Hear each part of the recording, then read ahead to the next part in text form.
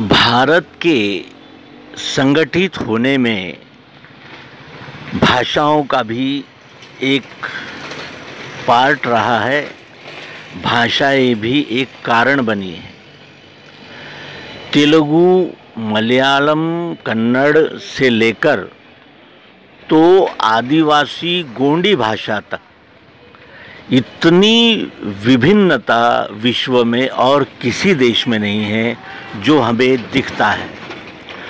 और संपर्क भाषाओं के नाम पर यदि हमारे पास है तो वो अंग्रेजी है, जो बहुत सारे लोग नहीं जानते क्योंकि वो विदेशी भाषा है और उस भाषा से हमारा संबंध अंग्रेज़ों के आने के बाद ही रहा।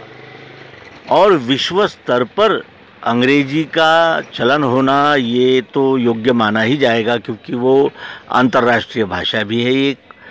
लेकिन हमारे देश का जो कम्युनिकेशन है, जिसमें हम एक दूसरे के साथ रहते हैं, एक दूसरे के साथ व्यवहार करते हैं, तो हमारी संपर्क भाषा भी एक होनी चाहिए।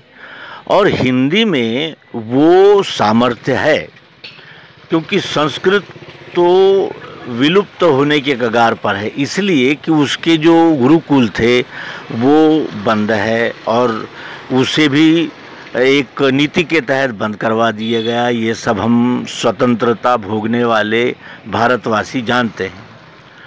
तो कहने का आशय केवल इतना ही है कि जो हमारे भारतीय जो जनमानस है उसमें जो फूट दिख रही है उसका एक कारण भी भाषा है। और हम जब हिंदी को बढ़ावा देने की बात करते हैं तो कुछ लोग अंग्रेजी को बढ़ावा देने की बात करते हैं। अंग्रेजी क्या आप माँ बाप के साथ बोलते हो? नहीं बोलते।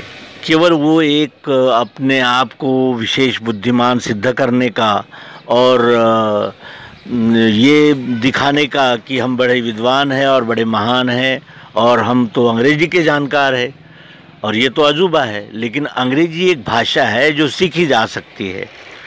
सीखने के लिए हम हिब्रू और सभी भाषाएं सीख सकते हैं, जिसमें 40 लाख अक्षर ये है शब्द है। वो चीनी भाषा भी हम सीख सकते हैं, इतनी ईश्वर ने सबको बुद्धि दी है। लेकिन संपर्क भाषा के विषय में हमें हिंदी को अपनाना ही होगा। जब तक हम हिंदी में नहीं व्यवहार करेंगे तो एक दूसरे को अपना भी न सकेंगे। दूसरी बात खास ये है कि ईगो जो है, मेरी भाषा, मेरी मातृभाषा, ये ईगो हमने अपने प्रादेशिक स्तर पर ही रखना चाहिए। लेकिन जिसे कहते हैं कि एक दूसरे की जो संपर्क भाषा है वो हिंदी ही होनी चाहिए, जो सबको समझ में आए। और हिंदी के विषय में दुराग्रह हमने छोड़ना ही होगा।